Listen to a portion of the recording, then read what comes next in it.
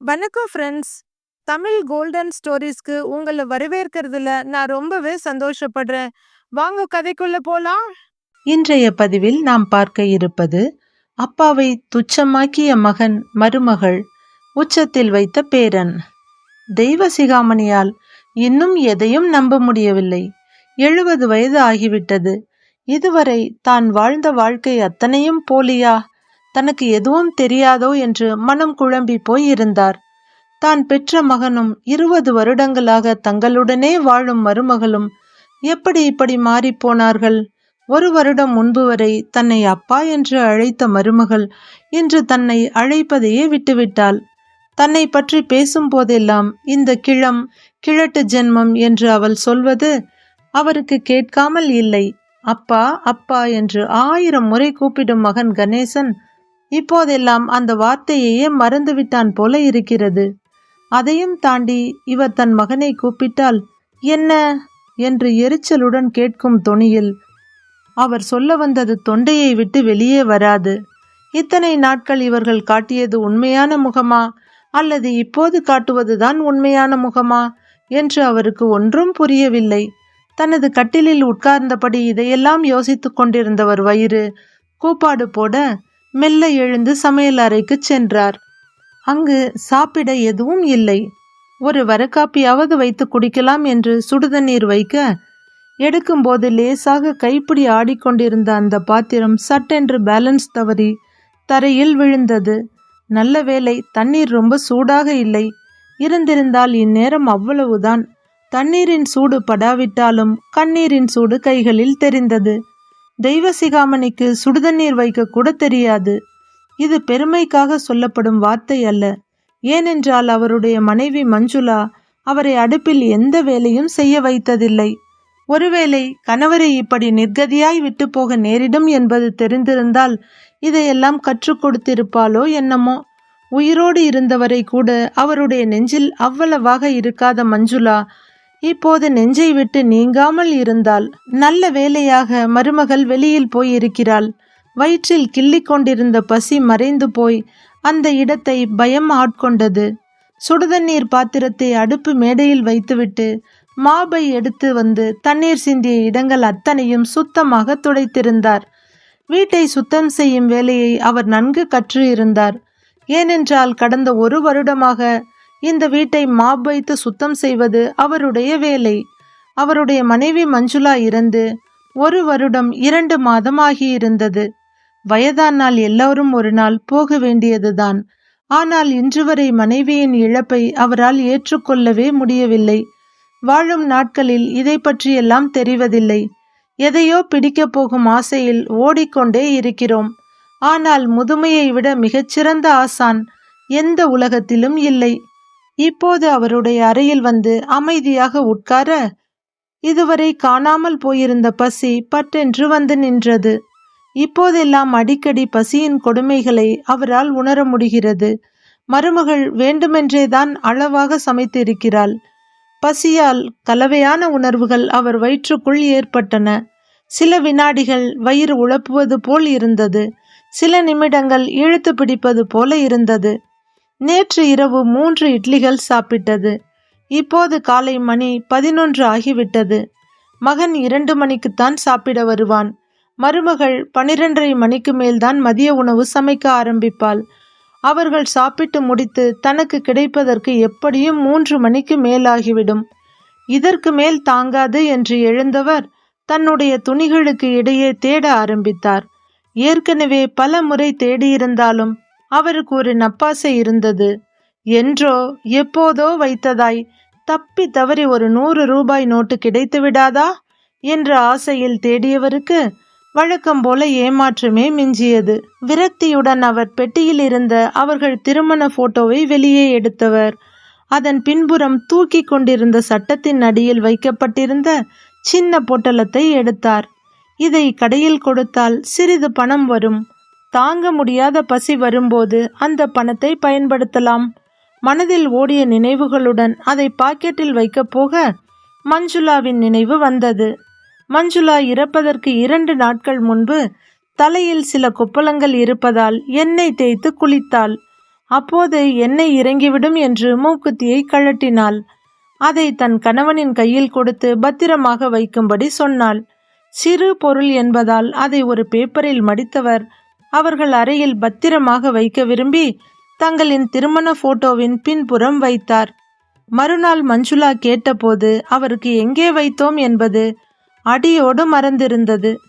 கடைக்கு போக வேண்டிய அவசரத்தில் இருந்ததால் பரவாயில்லை, ஞாபகம் வரும்போது எடுத்து போட்டுக்கொள்ளலாம் என்று விட்டுவிட்டனர் இருவரும். அவள் இறந்த பின் அவள் போட்டிருந்த தோடு, கழுத்தில் இருந்த செயின் அனைத்தையும் கழட்டி எடுத்துக்கொண்ட மருமகள் மூக்குத்தியை மறந்துவிட்டாள். ஒரு வாரம் முன்பு திருமண போட்டோவை எடுத்து அவர் மஞ்சுளாவை பார்த்து கொண்டிருக்கும் போது பின்புறம் இருந்த பொட்டலம் கீழே விழுந்தது. எடுத்து பிரித்து பார்த்தவருக்கு மஞ்சுளா கழட்டி கொடுத்த நாள் ஞாபகம் வந்தது. அந்த பொட்டலத்தை பாக்கெட்டில் வைக்க போனவர் அதை பிரித்து பார்த்தார். மூக்குத்தி அவரை பார்த்து கண் சிமிட்டியது.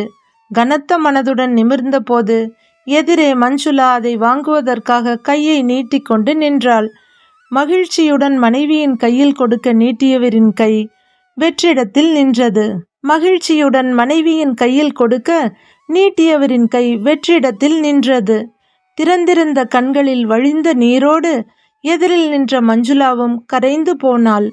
பாக்கெட்டில் வைக்காமல் அந்த பொட்டலமாக மடித்தவர் திரும்பவும் திருமண போட்டோவிற்கு பின்புறமாகவே வைத்து விட்டார். இந்த அரசு மருத்துவமனைகளில் ஏதேதோ நோய்களுக்கெல்லாம் மருந்து கொடுக்கிறார்கள். இந்த பசி நோய்க்கு மருந்து கொடுத்தால் எவ்வளவோ நன்றாக இருக்கும்.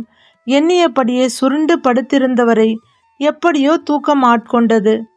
அம்மா, சாப்பாடு போடுங்க, இன்னைக்கு மதியம் டோர்னமெண்ட் இருந்ததால லஞ்ச் சாப்பிடவே இல்லை என்று மகன் ஆதித்யா சொன்னதை கேட்டு பதறி போனாள் ரேவதி.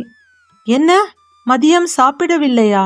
காலையில் சாப்பிட்டது, இன்னும் பசியோடா இருக்கிறாய் என்று கேட்டுக்கொண்டே தட்டில் சாப்பாடு போட்டு குழம்பை ஊற்றிக்கொண்டு வேகமாக வந்தாள்.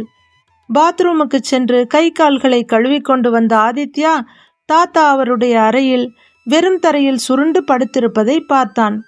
உடனே அவரிடம் ஓடிச் சென்று அவரை எழுப்பியவன், என்ன தாத்தா, உடம்பு சரியில்லையா என்று நெற்றியை தொட்டு பார்த்தபடி கேட்டுக்கொண்டிருந்தான். சாப்பாட்டு தட்டுடன் அங்கு வந்த ரேவதி மகனை சாப்பிட அழைக்கவும் தாத்தா எனக்கு ஊட்டி விடுவார் என்று சொன்னான் ஆதித்யா. ரேவதிக்கு தூக்கி வாரி போட்டது. என்னது, இந்த கிழத்தின் கையில் என் மகன் சாப்பாடு சாப்பிட வேண்டுமா? சுருக்கம் விழுந்த கைகளோடு இருக்கும் இந்த கிழம் என் மகனுக்கு சாப்பாடு ஊட்டப் போகிறதா? இதை எப்படி தடுப்பது? யோசித்தவளுக்கு மூளையில் மின்னல் வெட்டியது. சட்டென்று மகனிடம் திரும்பியவள், ஆதித்யா, தாத்தாவும் இன்னும் மதிய சாப்பாடு சாப்பிடல, அவரும் சாப்பிடட்டும், அவரை டிஸ்டர்ப் பண்ணாத, நானே உனக்கு ஊட்டி விடுகிறேன் என்று நிலைமையை சமாளித்தாள். ஆதித்யா தாத்தாவை கைப்பிடியாக அழைத்து கொண்டு வர வேறு வழியின்றி அவருக்கும் சாப்பாடு போட்டு வைத்தாள் மருமகள் ரேவதி. வறண்டு இருந்த கண்களில் சாப்பாட்டை பார்த்ததும் மீண்டும் கண்ணீர் துளிர்க்க, எப்படியோ இன்று பேரனின் தயவால் அவருக்கு நல்ல சாப்பாடு கிடைத்தது. எவ்வளவு நாட்களுக்கு பிறகு இன்று ஒரு நல்ல சாப்பாடு. நன்றியுடன் பேரனை மனதிற்குள் வாழ்த்தினார்.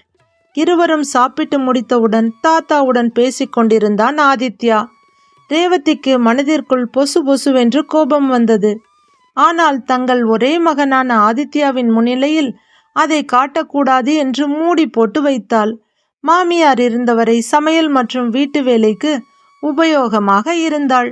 இந்த கிழம் செய்யும் ஒரே வேலை வீட்டை கூட்டி துடைப்பதுதான். வாரத்துக்கு ஒரு முறை செய்ய வேண்டும். இந்த வேலைக்கு 100 ரூபாய் கொடுத்தால் ஒரு வேலைக்காரி செய்துவிட்டு போய்விடுவாள். கேட்க நாதி இல்லாத இந்த கிழத்தை வெளியே அனுப்புவதால் தங்களுக்கு இனி எந்த நஷ்டமும் கிடையாது. எப்படியாவது தன் கணவன் கணேசனிடம் சொல்லி இந்த கிழத்தை வெளியே அனுப்பிவிட வேண்டும். இல்லையென்றால் ஆதித்யா இதை விட்டு பிரிய மாட்டான். இப்போது காலேஜ் ஃபைனல் இயர் படித்து கொண்டிருக்கிறான். படிப்பு முடித்தவுடன் வேலைக்கு சென்று விடுவான். ஆதித்யா வேலைக்கு போய்விட்டால் கிழத்தை கையில் பிடிக்க முடியாது.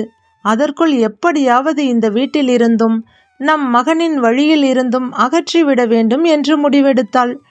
இதை பற்றி கணவன் கணேசனிடம் பேசியிருக்க, நீ சொல்வதும் சரிதான், நாளைக்கு நம் மகன் ஆதித்யா வெளிநாட்டு வேலைக்கு போய்விட்டால் நாமும் அடிக்கடி வெளியே போக வர வேண்டியிருக்கும். இவரை தனியாக வீட்டில் விட்டு போனால் அக்கம்பக்கத்தினர் பேச்சுக்கு ஆளாக வேண்டி வரும். கொஞ்சம் பொறுத்து இரு, ஆதித்யா கிளம்பட்டும் என்று சொல்லியிருந்தான் கணேசன். இவர்களுடைய சதித்திட்டம் தெரியாமல் தன்னுடைய வழக்கமான வேலைகளை செய்து கொண்டு அரை வயிறும் கால் வயிறுமாக நாட்களை கடத்தி கொண்டிருந்தார் தெய்வசிகாமணி.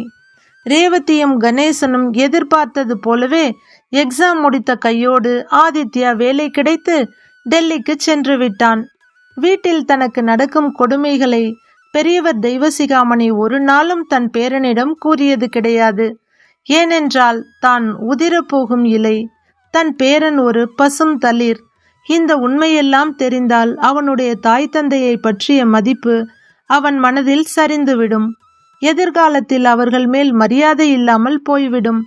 இவர்களை கவனித்துக் கொள்ளாமல் அலட்சியம் கூட செய்யலாம். இதையெல்லாம் யோசிப்பவர் பேரனிடம் எதையும் சொல்வதில்லை. பெரியவரின் மௌனத்தை ரேவதியும் கணேசனும் தங்களுக்கு சாதகமாக மாற்றிக்கொண்டனர்.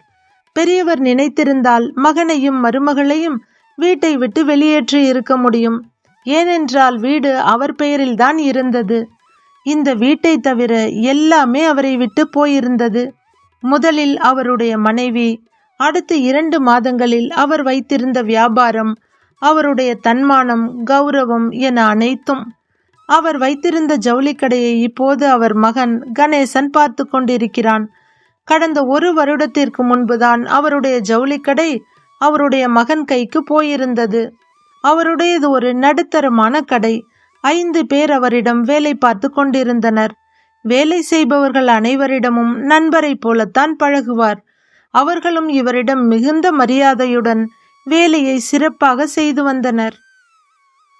கணேசனுக்கு கடையை பெரிதாக விரிவுபடுத்த வேண்டும், தான் ஒரு முதலாளியாக இருக்க வேண்டும் என்று விரும்பினான். கடைக்குள் வரும்போது ஊழியர்கள் அனைவரும் எழுந்து நின்று மரியாதை கொடுக்க வேண்டும் என்று எதிர்பார்த்தான். அதற்கு முதலில் அப்பா கடைக்கு வராமல் இருக்க வேண்டும். அவர் கடைக்கு வந்தால் இருப்பவர்கள் அனைவரும் அவரிடம் கேட்டுதான் எதையும் செய்வார்கள். வரும் வாடிக்கையாளர்களும் அவரிடம் சென்றுதான் பேசுவார்கள். ஏனென்றால் அந்த வாடிக்கையாளர்கள் அனைவரும் அவருடைய அணுகுமுறை மற்றும் தரத்தின் காரணமாக பல ஆண்டுகளாக அவரிடம் வியாபாரம் செய்பவர்கள். அதனால் தான் முதலாளியாக வேண்டும் என்றால் முதலில் அப்பாவை கடையில் இருந்து நிரந்தரமாக வெளியேற்ற வேண்டும் என்று முடிவு செய்தான் கணேசன். முதற்கட்டமாக கடையை விரிவுபடுத்த வேண்டி வங்கியில் லோன் வாங்க விரும்பினான். பெரியவரின் வயது காரணமாக அவருக்கு வங்கியில் கடன் தர மாட்டார்கள் என்பதை அவரிடம் சொல்லி கடையை தன் பெயருக்கு மாற்றிக்கொண்டான். கடையின் உரிமைகள் அனைத்தும் தன் பெயருக்கு மாற்றப்பட்டவுடன் தந்தையிடம் சென்றவன், உங்களுக்கு வயதாகிவிட்டது, பில் எல்லாம் கம்ப்யூட்டரில் தான் போட வேண்டும். முன்பு போல ஆட்கள் இப்போது பணம் கொடுப்பதில்லை. அதற்கு பதிலாக கிரெடிட் கார்டு, டெபிட் கார்டு மற்றும் ஜிபே முறைதான் உள்ளது. இதெல்லாம் உங்களுக்கு தெரியாது. அதனால் இனிமேல் நீங்கள் கடைக்கு வந்தால் இருக்கும் ஊழியர்களுடன் நீங்களும் ஒருவராக வேலை செய்ய வேண்டி வரும். அப்படி செய்தால் அது உங்களுக்கு மட்டுமல்ல, எனக்கும் கௌரவ குறைச்சலாக இருக்கும். மேலும் வயதாகிவிட்டதால் உங்களிடம் வேலை செய்யும் திறமையும் இருக்காது. இனி வீட்டிலேயே ஓய்வெடுத்துக் கொள்வதுதான் உங்களுக்கு நல்லது என்று பரிவாக சொல்வது போல் மிரட்டலாக சொன்னான் கணேசன். நிலைமையை புரிந்து கொண்ட சிகாமணியும், இத்தனை காலம் தன்னை உயிராய் பார்த்து கொண்டிருந்த மனைவியும் இல்லை. இனி பேரன் ஆதித்யாவை தவிர தன் வாழ்க்கையில் என்ன இருக்கிறது என்ற விரக்தியுடன் ஒதுங்கிக் கொண்டார். வரவு செலவு என அனைத்தும் மகனுக்கு போய்விட்டதால் கடையை விரிவுபடுத்தும் சமயத்தில் அவர் அக்கவுண்டில் இருந்த சில லட்சங்களும் மகன் கைக்கு போய்விட்டது. அப்போது அவருக்கு தெரிந்திருக்கவில்லை, இன்னும் கொஞ்ச நாட்களிலேயே தான் 100க்கும் 50க்கும், ஏன் சாப்பாட்டுக்கு கூட கஷ்டப்படுவோம் என்று. ஒரு நாளும் இல்லாத அதிசயமாக கணேசன் தன் அப்பாவை சாப்பிட கூப்பிட்டான். அவருக்கு ஆச்சரியம் தாங்க முடியவில்லை. இருந்தாலும் அதை தாண்டி பாசம் அவர் மனதில் ஊற்றெடுத்தது. மனிதர்கள் எல்லோரும் நல்லவர்கள்தான். சூழ்நிலைதான் அவர்களை நல்வழியிலிருந்து திசை திருப்புகிறது. இப்போது மகனின் பிரிவால் இவர்களின் மனமும் மாறியிருக்கலாம் என்று எண்ணினார். மிகவும் மகிழ்ச்சியோடு மகனுடன் சாப்பிட வந்து அமர்ந்தார். மருமகளின் முகமும் எப்போதும் இருக்கும் கடுகடுப்பு இல்லாமல் மென்மையாக இருந்தது. பஞ்சு கூட்டங்களைப் போல வெள்ளை வெளேர் என்று 5 இட்லிகள் அவர் தட்டில் இருந்தது. சாம்பாரின் மனம் வீடு முழுவதும் நிறைந்திருந்தது. ஒரு துண்டு இட்லியை எடுத்து சாம்பாரில் தொட்டு வாயில் வைக்க போகும்போது கணேசன் மறுபடியும் அவரை அப்பா என்று அழைத்தான். கிட்டத்தட்ட ஓராண்டுக்கு பிறகு மகன் தன்னை அழைக்கிறான். அதுவும் இன்று 2வது முறையாக. எடுத்த இட்லி துண்டு அப்படியே கையில் இருக்க நெகிழ்ச்சியுடன் அவனை பார்த்தார். என்ன கணேசா என்றார் பாசத்துடன். 3வது முறையாக தடுமாறியபடி அப்பா என்றவன் எச்சிலை விழுங்கிக் கொண்டு, நானும் உங்க மருமகளும் ஆதித்யாவை பார்க்க டெல்லி போயிட்டு வரலாம்னு இருக்கோம். மகன் சொல்லிக் கொண்டிருக்க, எனக்கும் பேரனை பிரிஞ்சு இருக்க முடியல. பிறந்ததிலிருந்து கையிலேயே வச்சு வளர்த்துட்டோம். இன்னும் சொல்ல போனா உன்னுடன் கூட நானும் உன் அம்மாவும் அதிக நேரம் செலவிட்டதில்லை. ஆதித்யா பிறந்ததிலிருந்து இதுவரை அவனுடைய ஒவ்வொரு வளர்ச்சியையும் ரசித்து கொண்டிருந்தோம். அவன் வேலைக்கு போய் திருமணம் செய்து கொள்வதை பார்க்க உன் அம்மாவுக்குத்தான் கொடுத்து வைக்கவில்லை. பேரனின் நினைவில் ஏதேதோ பேசிக்கொண்டே போனவர், நீ ஏதோ சொல்ல வந்த, நான் குறுக்க புகுந்து பேசிக்கொண்டிருக்கிறேன். சரி, நீ மேலே சொல் என்றார் மகன் முகத்தை பார்த்தபடி. மகன் ஒன்றும் சொல்லாமல் இருக்கவே உணர்ச்சி பெருக்குடன் தானே மீண்டும் பேச ஆரம்பித்தார். வயதான என்னை வீட்டில் தனியா எப்படி விட்டுட்டு போறதுன்னு தானே யோசிக்கிறீங்க? உங்களுக்கு அந்த கவலையே வேண்டாம். நானும் உங்களோட ஆதித்யாவை பார்க்க வருகிறேன் என்று சொல்லவும் கணவனும் மனைவியும் ஒருவரை ஒருவர் பார்த்து கொண்டனர். பெரியவர் இப்படி நினைத்து கொண்டிருக்க அவருடைய மகன் மருமகளின் திட்டமே வேறாக இருந்தது. டெல்லிக்கு போவதை சாக்காக வைத்து வயதானவர் வீட்டில் தனியாக இருக்க முடியாது என்று காரணம் சொல்லி தொலைவில் ஏதாவது ஒரு முதியோர் இல்லத்தில் விட்டுவிடலாம் என்பதுதான் அவர்களுடைய திட்டமாக இருந்தது. ஆனால் அவர்களுக்கு பேச வாய்ப்பே கொடுக்காமல் தன்னுடைய கருத்தை சொல்லிவிட்டு சாப்பிட்டு கொண்டிருக்கும் அப்பாவை வெறுத்து போய் பார்த்தான் கணேசன். சாப்பிட்டு விட்டு அமைதியாக அவரவர் அறைக்கு சென்றனர். அறைக்குள் சென்றதும் ரேவதி தன் கணவனிடம், சொல்ல வந்ததை சட்டுன்னு சொல்லாம இப்படி மென்னு முழுங்கிட்டு இருந்தீங்கன்னா என்ன அர்த்தம்? இப்ப பாருங்க என்ன நடந்ததுன்னு. பிள்ளையார் பிடிக்க குரங்காய் முடிஞ்சிருச்சு. அவரே ஒரு யோசனை பண்ணி முடிவெடுத்து அதை உங்ககிட்டையும் சொல்லிட்டார். இனி என்ன செய்ய போறீங்க? அவள் குரலில் ஆரம்பத்தில் இருந்த கோபம் குறைந்து வருத்தம் இழையோடியது. இன்னும் 1 வாரத்தில் டெல்லி செல்வதற்காக ஃப்ளைட்டில் இருவருக்கும் டிக்கெட் புக் செய்திருந்தனர். இப்போது இருக்கும் நிலையில் இவரை என்ன சொல்லி முதியோர் இல்லத்திற்கு அனுப்புவது? அவர் ஒன்றும் குழந்தை இல்லையே, 4 அடி போட்டு கொண்டு போய் விடலாம் என்பதற்கும் பலவாறு யோசித்தவர்கள் கடைசியில் ஒரு முடிவுக்கு வந்தவர்களாக உறங்க ஆரம்பித்தார்கள். காலையில் எழுந்த கணேசன் நேரடியாக அப்பாவின் அறைக்கு வந்தான். முதல் நாள் இரவில் இருந்து பெரியவர் சிகாமணி மிகவும் மகிழ்ச்சியுடன் இருந்தார். காலையில் மகன் அவரை தேடி வரவும் அவருடைய மகிழ்ச்சி இரட்டிப்பானது. அப்பா, நாங்க ஃப்ளைட்ல போறதா இருந்தோம். இப்போ நீங்களும் வர விரும்புறதால உடனே டிக்கெட் புக் பண்ண முடியாது. ஃப்ளைட் டிக்கெட் கேன்சல் பண்ணிட்டு 3 பேரும் ட்ரெயின்லயே போகலாம். நான் இன்னைக்கே தட்காலில் டிக்கெட் புக் பண்ணிடுறேன். நாளைக்கு கிளம்பலாம். உங்களுக்கு தேவையானதை எடுத்துக்கங்க என்று சொல்லிவிட்டு சென்றான். பெரியவர் தெய்வசிகாமணிக்கு பெரும் உற்சாகம் தொற்றிக்கொண்டது. தன்னுடைய செல்ல பேரனை பார்க்க போகிறோம். 2 மாதமாகத்தான் அவனை பார்க்கவில்லை. இருந்தாலும் ஏதோ ரொம்ப காலம் ஆகிவிட்டது போல இருந்தது. அவன் பிறந்ததிலிருந்து இவர்களுடனே தான் இருக்கிறான். ஆரம்பத்தில் மகனும் மருமகளும் வெளியே செல்லும் போது ஆதித்யாவை இவர்களிடம்தான் விட்டு செல்வர். பேரனுக்கு விடுமுறை என்றால் கடையில் இருக்கும் ஆட்களை பார்த்து கொள்ள சொல்லிவிட்டு சீக்கிரமே வீட்டுக்கு வந்து விடுவார் பெரியவர். பேரனிடம் அவ்வளவு ஆசை அவருக்கு.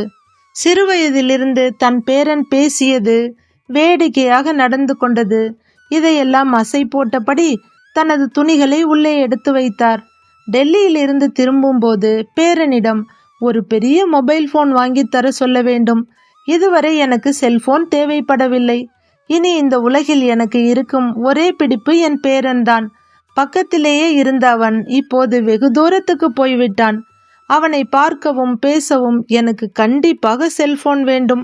மனதில் பொங்கிய உற்சாகத்துடன் துணிகளை எடுத்து வைத்தவர் தன் பேரன் செல்போன் வாங்கியவுடன் முதலில் தங்கள் திருமண படத்தை போட்டோ எடுத்து தர சொல்ல வேண்டும் என்று எண்ணியபடி அதையும் எடுத்து வைத்தார்.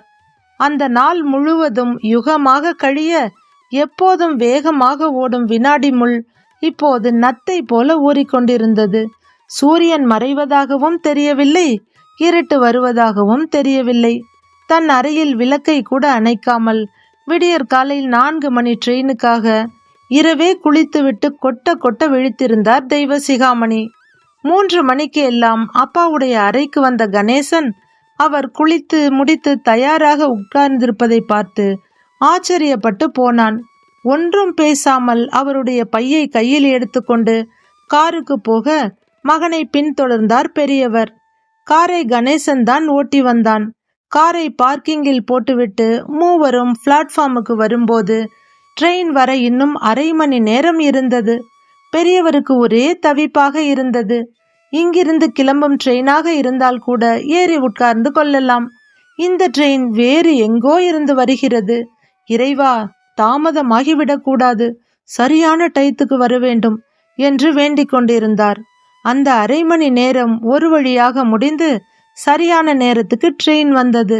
சில நிமிடங்களில் அது நகர ஆரம்பித்ததும் பெரியவரின் மனதில் இருந்த மகிழ்ச்சி முகத்தில் வந்து நிலைத்தது.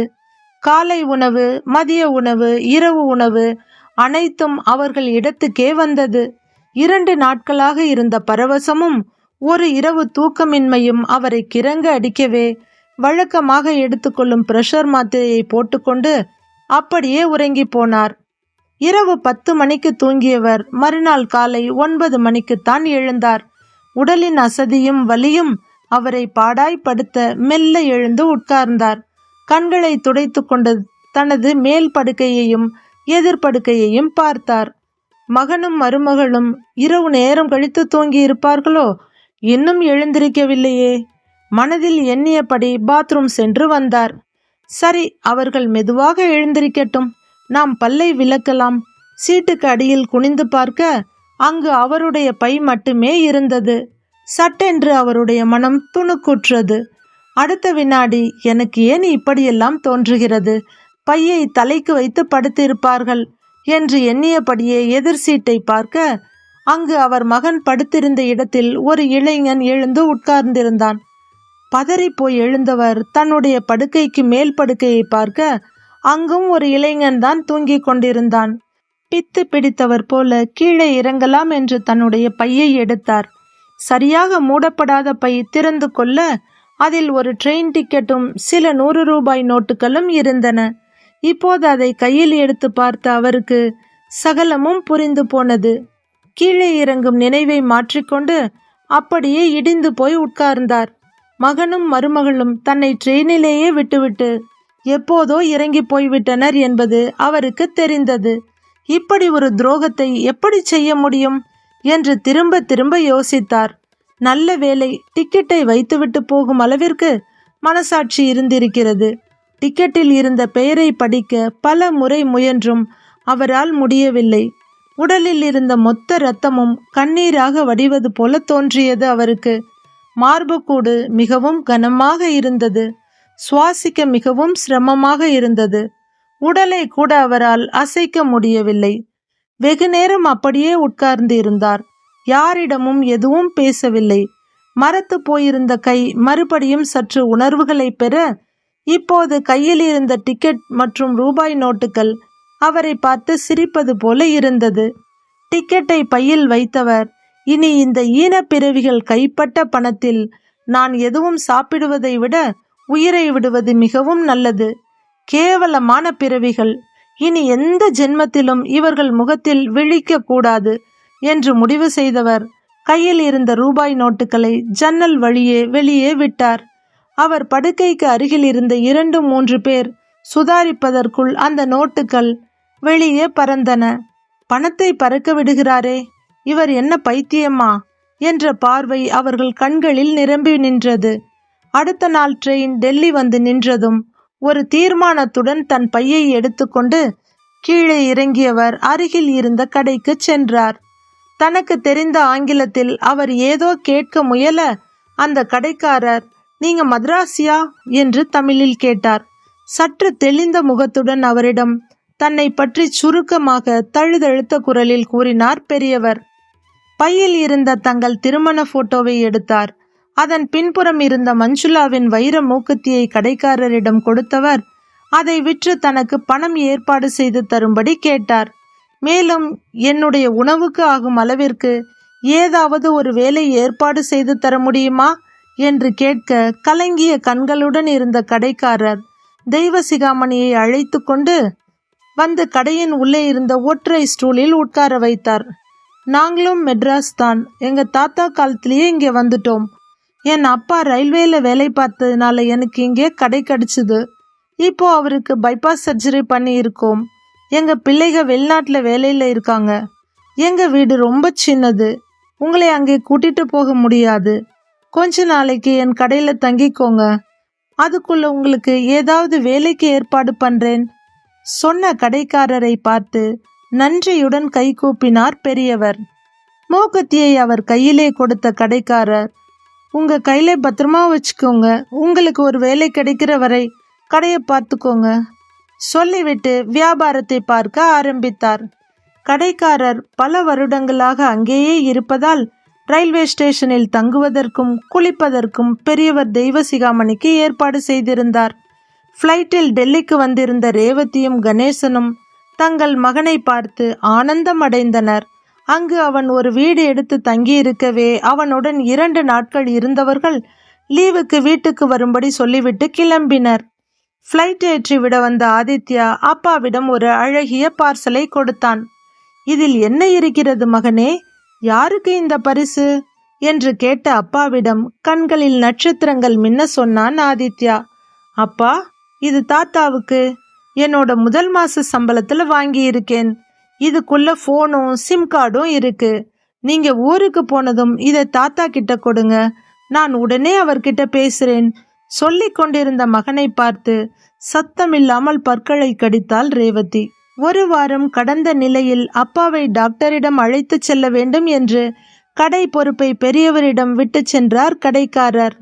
சார், ஒரு வாட்டர் பாட்டில் கொடுங்க என்று ஆங்கிலத்தில் வந்த குரலை கேட்டு அவசரமாக எழுந்த பெரியவர் ஆனந்தத்தில் திக்குமுக்காடி போனார். ஆனால் தண்ணீர் பாட்டில் கேட்ட இளைஞனோ உறைந்து போனான். தன் நண்பனை ட்ரெயின் ஏற்றி விட வந்த ஆதித்யா தாத்தாவை அந்த கடையில், அதிலும் டெல்லியில் பார்த்து அதிர்ந்து போனான். கடைக்குள் இருந்து வெளியே வந்த பெரியவர் அவன் அருகில் வர எலும்புகள் நொறுங்கி போகும் அளவுக்கு தன் தாத்தாவை இறுக கட்டி கொண்டான். அந்த துருதுருப்பான இளைஞன் ஆதித்யா. தான் கண்ட காட்சியை நம்ப முடியாமல் தவித்த தாத்தாவும் அவனை இறுக கட்டி கொண்டார். இந்த 10 நாள் பாடும் 1 வருட துன்பமும் பேரனை கண்டதும் பகலவனை கண்ட பனியாய் உருகி கண்களின் வழியே கண்ணீராய் வெளிப்பட்டது. தாத்தாவும் பேரனும் சுய நினைவற்று இருக்கும் போதே வந்துவிட்ட கடைக்காரர் சில நிமிடங்கள் பார்த்து கொண்டிருந்த பின் இருவரின் தோளையும் தொட்டார். சுய நினைவுக்கு வந்த ஆதித்யா தாத்தாவின் கண்ணீரை துடைத்துவிட்டு அவரை கேள்வியாய் பார்க்க நடந்தது அனைத்தையும் கடைக்காரர் ஒன்று விடாமல் சொன்னார். கேட்ட ஆதித்யாவிற்கு தன் பெற்றோர்களின் மேல் கோபமும் மறுவெறுப்பும் மாறி மாறி வந்தது. பல முறை நன்றி சொன்னவன் கடைக்காரரின் அனுமதியுடன் தாத்தாவை தன் இருப்பிடத்திற்கு அழைத்து சென்றான். பெரியவருக்கு நல்வழி காட்டிய இறைவனை எண்ணி எண்ணி வியந்து கொண்டிருந்தார் கடைக்காரர். வீட்டுக்கு வந்த ஆதித்யா அடுத்த நாளே அலுவலகத்துக்கு சென்று தனக்கு சென்னைக்கு மாற்றல் கிடைக்குமா என்று கேட்டான். சென்னை அலுவலகத்தில் தேவை இருக்கவே உடனடியாக அவன் விருப்பம் நிறைவேறியது. தாத்தாவுடன் வீட்டுக்கு வந்த மகன் ஆதித்யாவை பார்த்து பேயறைந்தது போல நின்றனர் ரேவதியும் கணேசனும். தலை குனிந்து நின்றிருந்த தாத்தாவை பார்த்து, தாத்தா, நீங்க ஏன் தலை குனிஞ்சு நிக்கிறீங்க? நீங்க தலை நிமிர்ந்து நிற்க வேண்டியவர். இந்த கேவலமான பிறவிகள் தான் தலை குனிஞ்சு நிக்கணும். இது உங்க வீடு. இந்த வீட்டுல எல்லா உரிமையும் உங்களுக்கு மட்டும்தான் இருக்கு. இந்த சாக்கடைகளை எல்லாம் வெளியே அனுப்பிட்டு வீட்டை சுத்தம் பண்ணணும் தாத்தா. மகனின் வாயிலிருந்து இப்படிப்பட்ட சொற்களை கேட்ட அவர்கள் இடிந்து போயினர். உலகம் உருண்டை என்பதை கடவுள் அவர்களுக்கு உணர்த்தியது போல இருந்தது. தான் தனது தந்தைக்கு செய்த துரோகத்தை விட தன் மகனை இழக்கப் போகும் வலி தாங்க முடியாததாக இருந்தது கணேசனுக்கு. அந்த நொடியில் அவன் தன் தந்தையின் வலியை முழுமையாக உணர்ந்தான். ஆனால் அதற்கெல்லாம் அவசியமே இல்லை என்பது போல பேசிக்கொண்டிருந்தான் ஆதித்யா. பாட்டி இருந்தவரை கோவிலாக இருந்த இந்த வீட்டை குட்டிச்சுவரா மாத்தின இதுங்க வெளியே போகணும். அதுக்கப்புறம் உங்க பேத்தி, அதாவது உங்க பேரன் ஆதித்யாவோட வருங்கால மனைவி சிவானி இந்த வீட்டுக்கு வரணும். ஆதித்யா சொல்லிக் கொண்டிருக்க வாசலில் ஒரு பென்ஸ் கார் வந்து நின்றது. அதிலிருந்து ஒரு அழகிய இளம் பெண்ணும் அவளுடைய பெற்றோரும் இறங்கி உள்ளே வந்தனர். வந்தவர்கள் கணேசனையும் ரேவதியையும் துளியும் சட்டை செய்யாமல் நேரடியாக பெரியவரிடம் வந்து ஆசி பெற்றனர். இதுவரை தங்கள் துச்சமாக நடத்திய தெய்வசிகாமணியை உச்சத்தில் வைத்திருக்கும் தன் மகனிடம் பேச முயன்றனர் அவனுடைய அம்மாவும் அப்பாவும். அவர்களை மனிதர்களாக சட்டை செய்யவோ அல்லது அவர்கள் பேசுவதை கேட்கவோ அங்கிருந்த ஐவருக்கும் நேரமும் இல்லை, துளியும் இஷ்டமும் இல்லை. கதையை படித்த கேட்ட அனைவருக்கும் நன்றி. கதை பிடித்திருந்தால் லைக் செய்து நமது சேனலை சப்ஸ்கிரைப் செய்து கொள்ளுங்கள். நன்றி.